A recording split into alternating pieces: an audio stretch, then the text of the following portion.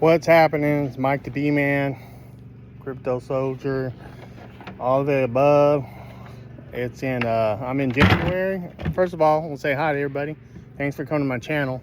I don't really make a lot of videos because I'm not really into making money or anything. I don't get paid to do this. I do this basically to possibly help people. Somebody might take some of my advice, even though it's not financial advice. But I do a lot of research when it comes to crypto and digital assets and what's going on in the world. I just give you my opinion, so you could either take it or you can.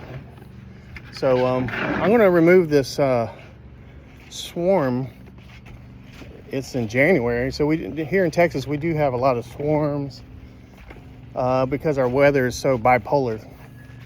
So I figured I'd do a little video, kind of talk about what's going on while I'm saving these guys. It's a pretty beautiful swarm, actually, as you can see. Look at that. Woo! Beautiful. Beautiful. Give you kind of a look at it.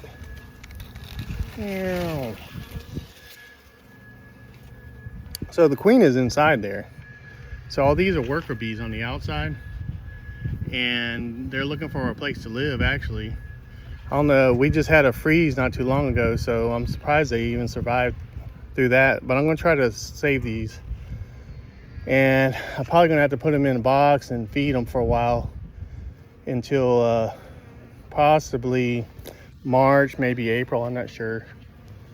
But let me go ahead and do that. And while I'm preparing to do that, I need to get me a microphone and stuff, but you know, I don't do this professionally. I just do this kind of for off sometimes. So I'm going to do the old style, shake them off into the bucket. Now I do have a bee vac, but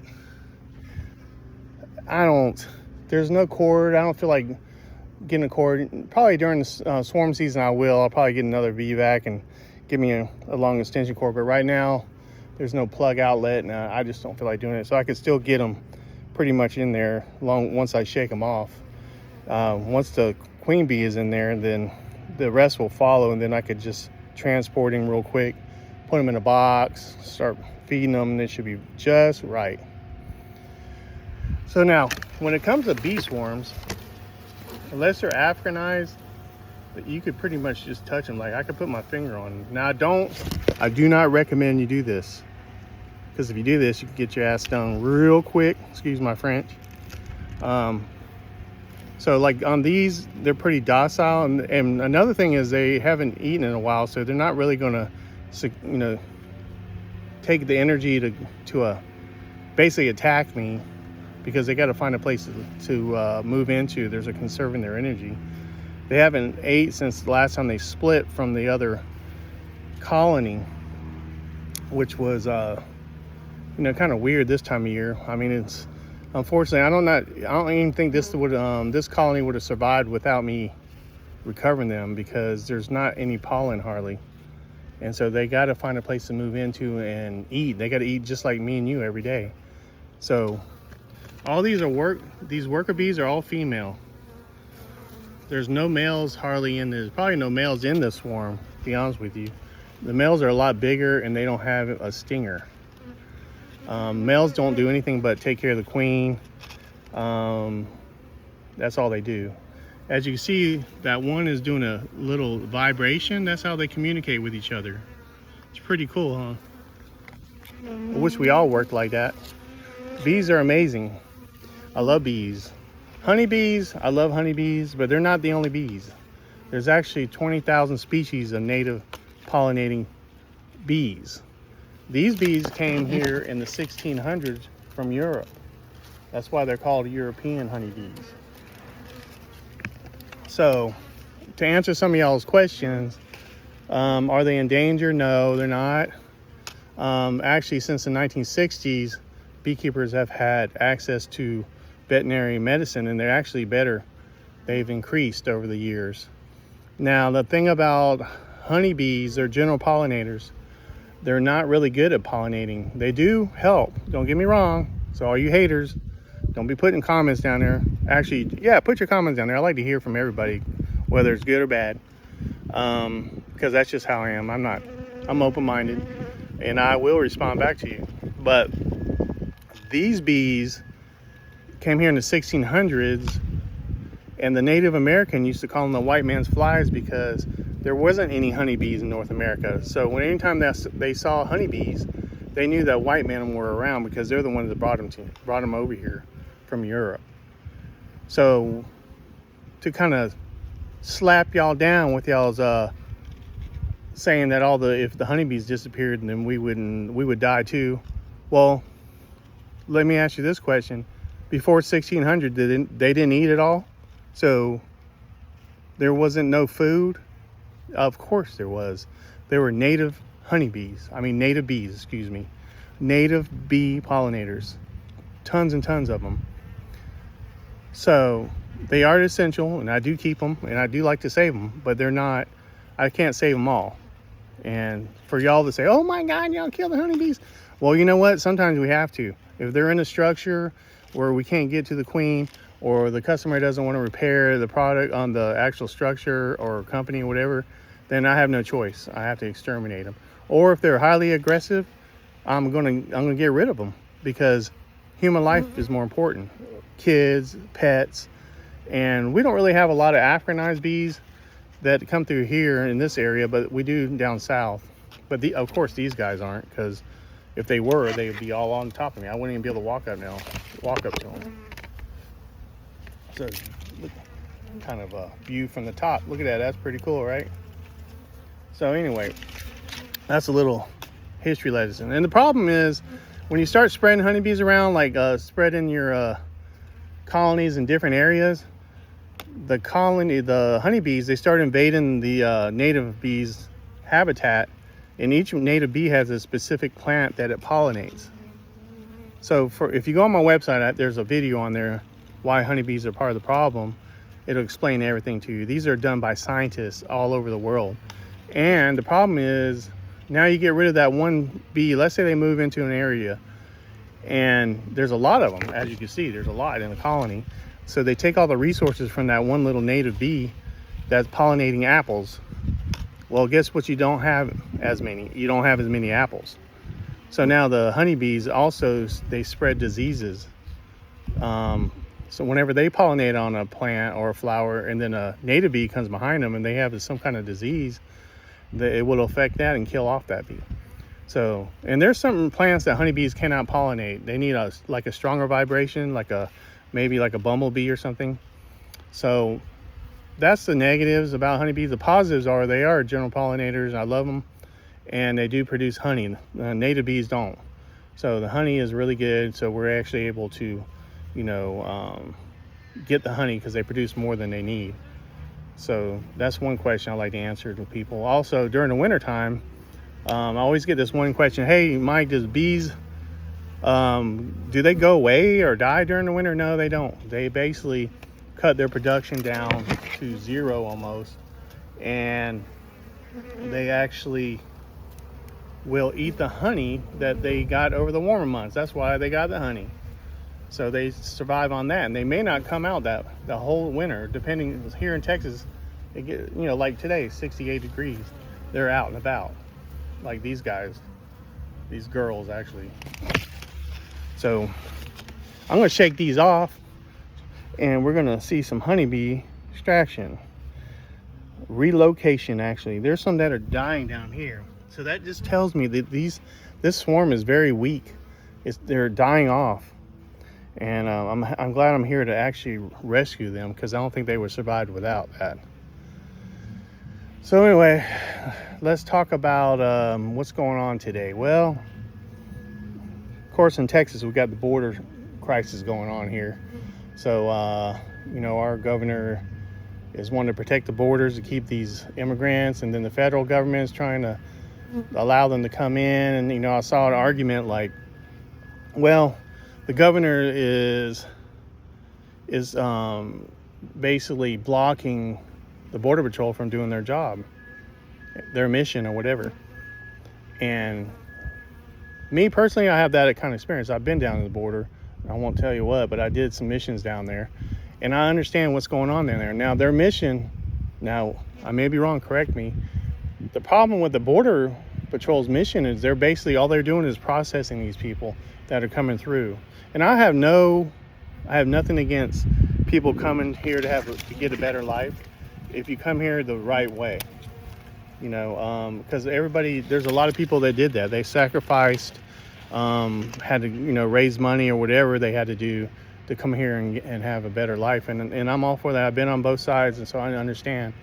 But when you have these people that are coming through like floodgates of people, all they're doing is getting a signed court date, but now they're free to come in here and they get benefits, and that's fine and dandy, but they may not get a court date for 2 or 3 years. So now you're flooding these people in here. We don't know. They're not vetting these people, so we don't know what kind of people are coming across the border. So I don't understand that. This is just my opinion. But also, so now the National Guard's down there basically cut everything off where they can't come over, they can't get assignments.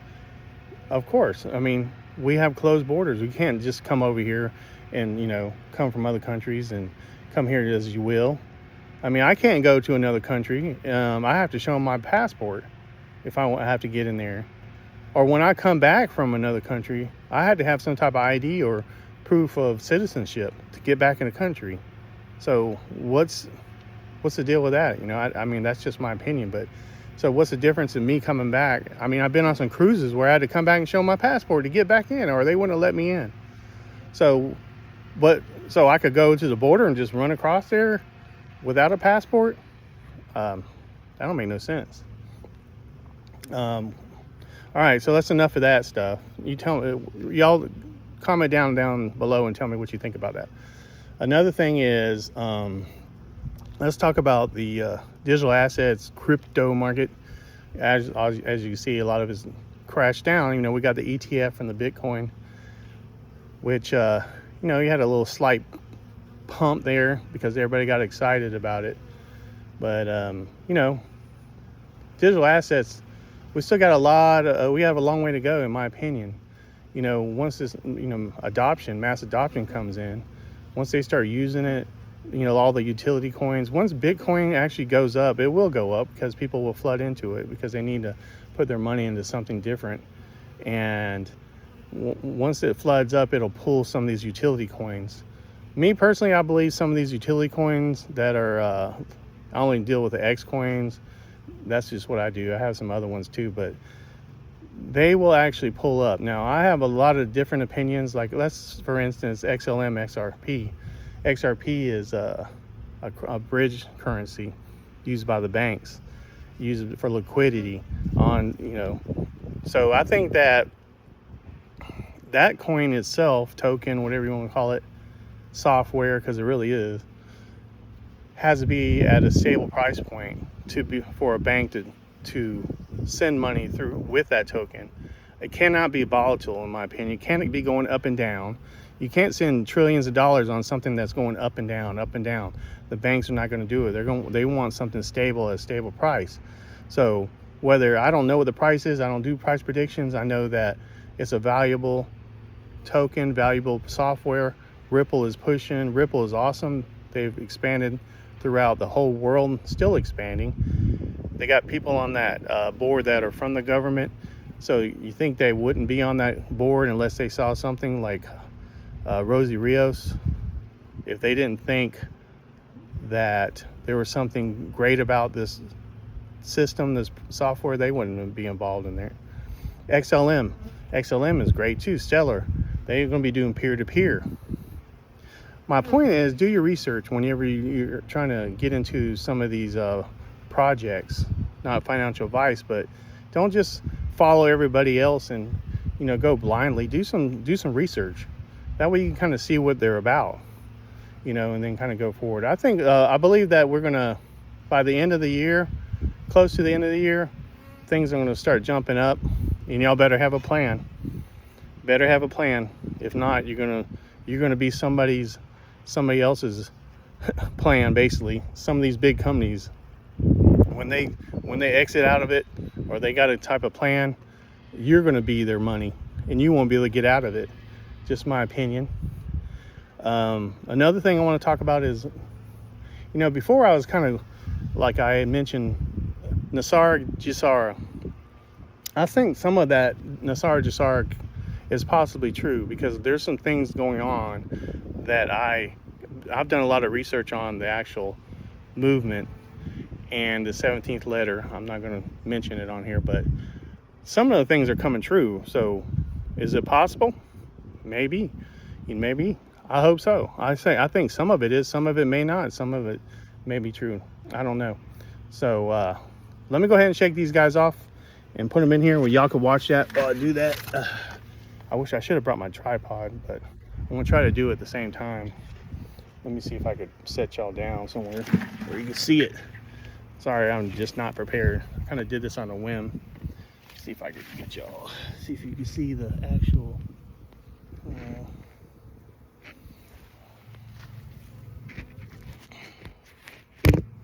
you see it? I don't know, hope so. I don't know if you can see it or not.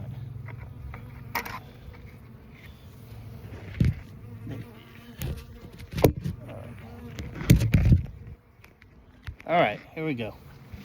All right, so I'm gonna do is I'm gonna try to shake these off into the bucket. As you can see, you're going to get it underneath here. Try to get all you can, and then you're gonna shake it. Just like that. Then I'm gonna put a lid on here. All right.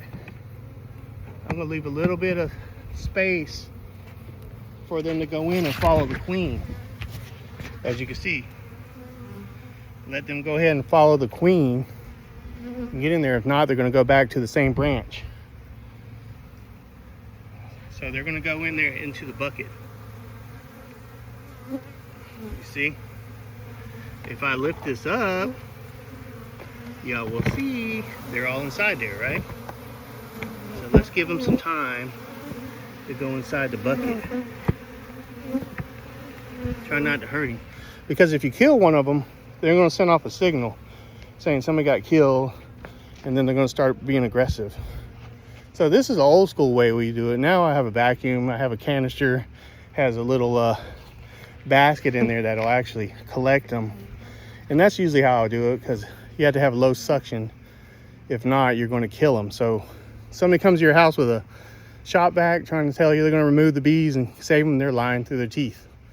And if they don't like it, tell them I said, Mike Da Beeman. But let's go. I'm going to do some shout outs to some people that I watch on YouTube. I don't make no money, but I watch some of these people. I like XRP Lion.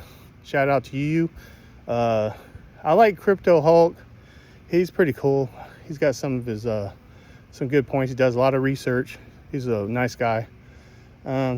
Zach. I like what's that? Swan, Black Swan. I think it's not Black Swan. I can't think of the name of the company. I think it's Black Swan Capitalist. I'm not sure. They're close to me. Versan and them, I really love them. I'd like to meet him one day. And Coach JV. So I listen to a lot of different point of views, and I try to make my own opinion about what's going on and where we're going. The world's crazy right now. If you don't think stuff's not happening, then go to the grocery store. See how much it costs to get you a steak or something. I had to cut down a lot because the pricing is just ridiculous. Can't even get a freaking steak anymore. My expenses to run this business has went up a lot. So I'm trying to keep a fair price where I don't, the customer doesn't absorb a lot of that. I'm here to help. But we'll make it through. Everybody just be positive, keep their head up, be prepared for anything, really. We don't know what's going on. Hopefully nothing, happens anytime soon, but if it does, be prepared. I'd rather be prepared and nothing happened than not be prepared and something happened, right? All right, so they're kind of butting up on the front, so they're kind of telling everybody else, hey, this is where we need to go. They're saying, hey, we need to come in here. That's where the queen's at. Kind of like that. Here you go. They're all coming across. Kind of like the border. Did I say that? Anyway. Well, anyway, that's it right now. I captured this swarm. I just wanted to let y'all see it. Appreciate y'all. This is Mike Da Beeman, Crypto Soldier. Y'all have a great and prosperous year, 2024. A lot of opportunities here for those of you who prepared. Talk to y'all later.